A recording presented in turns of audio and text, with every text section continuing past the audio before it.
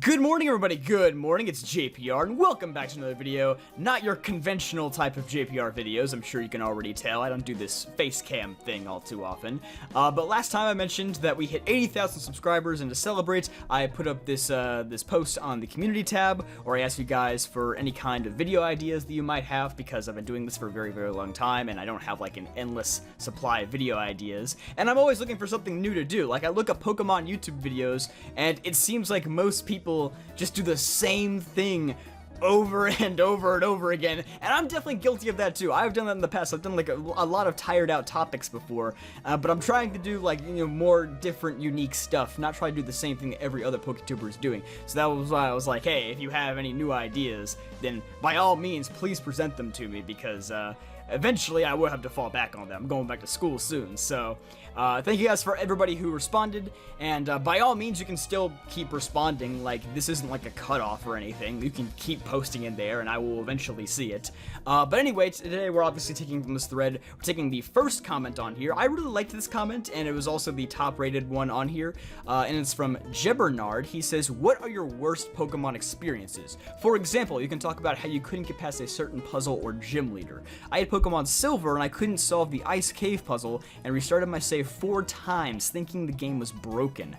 I'm sure that's pretty relatable for a lot of people. Ice Cave is a pretty tricky place. So obviously I've been playing Pokemon for a very, very long time, and I have a lot of stories, both good and bad, to tell. So I thought this was an interesting idea, and my first one also comes from Gold and Silver. If you guys don't know, this was in Morty's gym, and back then in Morty's gym, the puzzle was that it was like a huge black void in the middle of the gym, and it was like an invisible floor. And basically, if you stepped in the wrong place, it would teleport you back to the beginning of the gym.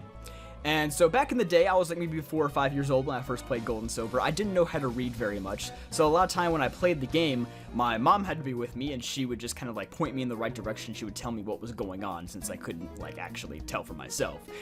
So obviously she couldn't be there all the time, you know, she had to do work and whatnot. And so Morty's gym was one of those unfortunate occasions where I went ahead on my own, no clue what was going on. I just walked in the gym and I was like, what's going on here? Did part of the gym just not load? There's like this chunk of floor that's missing. And so fortunately, I did not restart my save. I did not go that far. I just kind of pressed on anyway. And I just had to do this thing where I would enter the void from wherever, and just, it was a lot of trial and error. And basically it took hours. I got like this sheet of like graph paper, because it's like a grid, and I marked like every single step that I took that was correct, and I wasn't smart enough to like figure out the pattern, obviously, because I was a dumb kid. Honestly, like the graph paper thing though, like I was probably more smart then than I am now. Like that's kind of like a pro gamer move for like a 4 or 5 year old kid. Like that's crazy. So I gotta give my past self some props for that one. But anyway, I was able to keep going through the gym, and eventually, after like hours of trying, I made it to the end. And back in the day, I don't know if this was everybody else's Game Boy Color, maybe it was just mine, maybe it was defective, but you couldn't play forever. Like, you had like a certain amount of time before the cartridge would overheat. And so I've been playing, I don't know, maybe like 6 or 7 hours. Like at that point, it had been a long time. And I made it to Morty, finally, started fighting him. The game overheated, it crashed, and I got sent all the way back to like Goldenrod City. And I learned a very hard lesson that day about frequently saving. So to this day, you'll catch me like saving my game like every 20 minutes just to make sure that like I don't mess up and get booted all the way back, because like it can still happen. Like Switch games can crash and stuff. So definitely always save your game, kids. Now my second story comes from Pokemon Fire Red and Leaf Green, around the time they came out, so like 2004, 2005, something like that. And I was going through Diglett's cave, and I found a shiny Diglett. And I only had 1 Pokeball in my bag. I had 1 Pokeball. No Great Balls, no Ultra Balls, nothing. Just 1 Pokeball.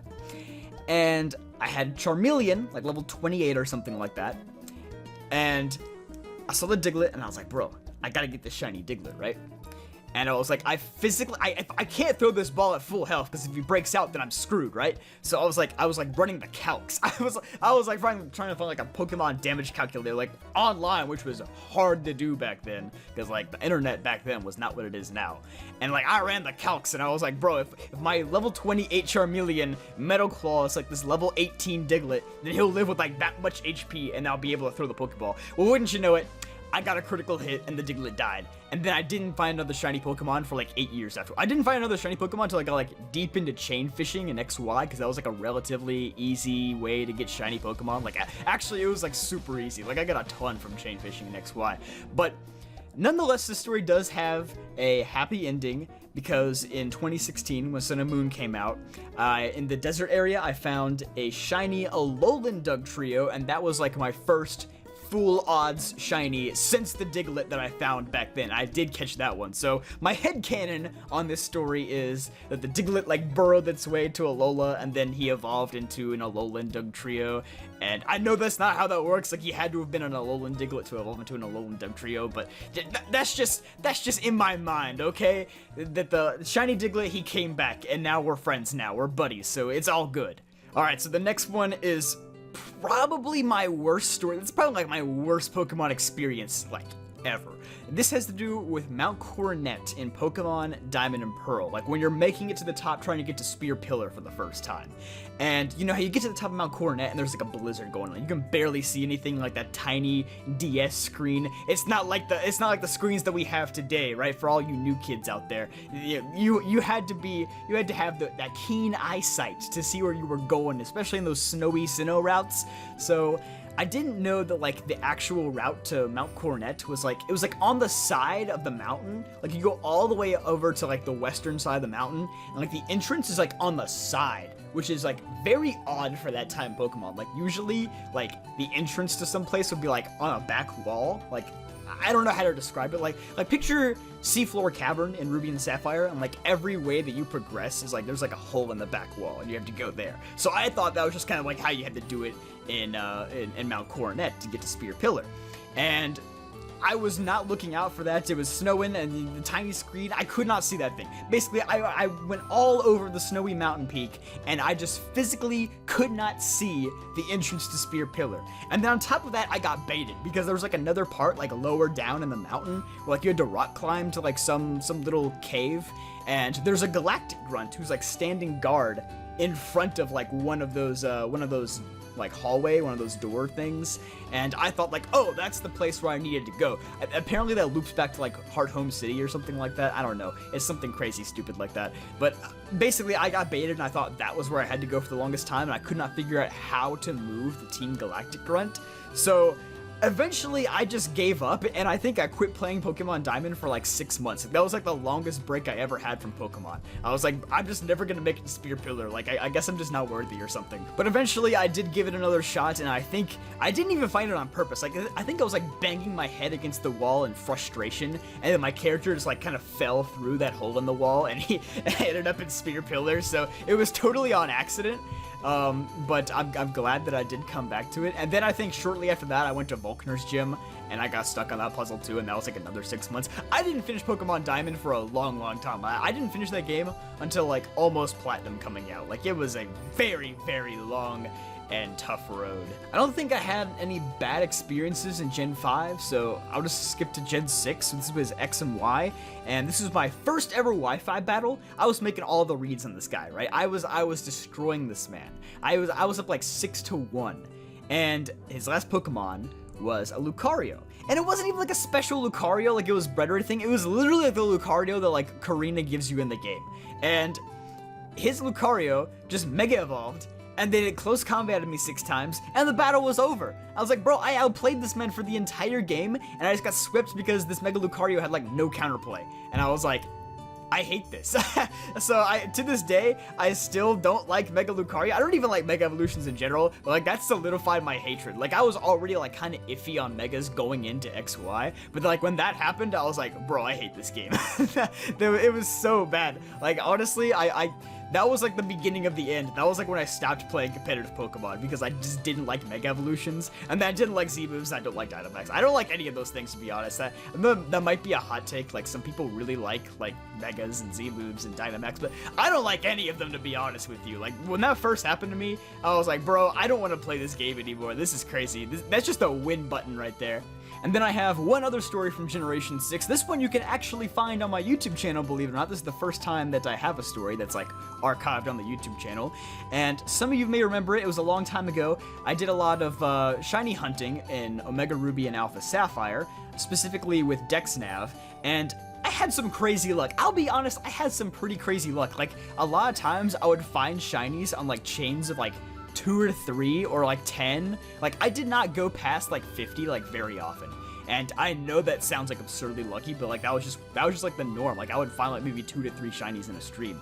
But I got to Psyduck. I was shiny hunting Psyduck in the Hoenn Safari Zone, and that one was actually awful. That was probably my last shiny hunting stream. It was that bad. It was that bad that like it made me quit, because I spent like 5 or 6 hours. It was a very, very long time. I got up to like maybe 400 Psyducks, and then I just called it quits. I was like, bro, we're not fighting this Psyduck. This Psyduck is like just never coming out. Like, that was like a day that lived in infamy on this channel. Like, people were just like, bro, JPR's never going to find shiny Psyduck.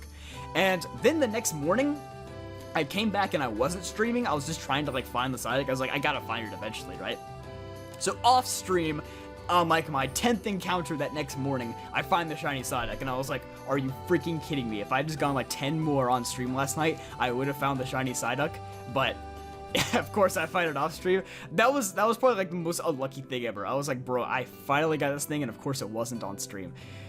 I hate shiny Psyduck. That Pokemon sucks! And this last story is kind of a bonus. Like, it's not something that I actually went through, but it's more just like a story about Pokemon, I guess. But in my childhood, like growing up in the neighborhood, like maybe like 5 or 6 kids had Pokemon Yellow. Like, a lot of kids had Pokemon Yellow, and I didn't have Pokemon Yellow. But I've noticed like all my friends, like none of them had beaten Brock. Like, beating Brock in that game was actually so hard, because like you had to catch like, I think you had to catch Mankey, because like Double Kick didn't exist yet until like Gen 3. So I think you had to catch Mankey and use like some of his fighting moves to beat Brock, because you didn't get Squirtle or Bulbasaur until after the gym, and you had Pikachu as a starter, obviously, which was not good. So it was like you had to catch Mankey to like beat Brock, or otherwise you were just screwed, because like you could not beat him with like anything else from like the first couple routes in the game.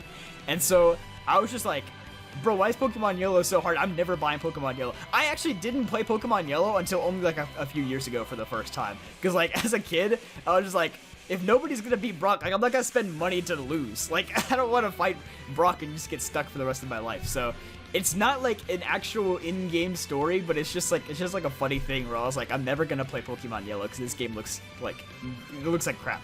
And I think that's about gonna do it for this video. I'd probably have some more stories that aren't coming to mind. A lot about shiny Pokemon. I know I have a ton of shiny Pokemon stories that like went wrong, but I don't want this whole video to be about shiny Pokemon, because that would just be like a repetitive. But hopefully you guys enjoyed this video. Thank you for the suggestions, and I'll be sure to look through those. I can't guarantee that I'll take one very often. Again, it's just gonna be like whenever I don't have a chance to do my own thing, because I have a lot of my own ideas like kind of like on the back burner, and I'm just kind of getting through those first, and then maybe if I get down to something like in the middle of college, I'll turn to this thread. And so keep them rolling in. By all means, continue putting in suggestions, and I'll be sure to read them every once in a while. And yeah, thank you guys again for 80,000 subscribers, and I'll see you guys next time.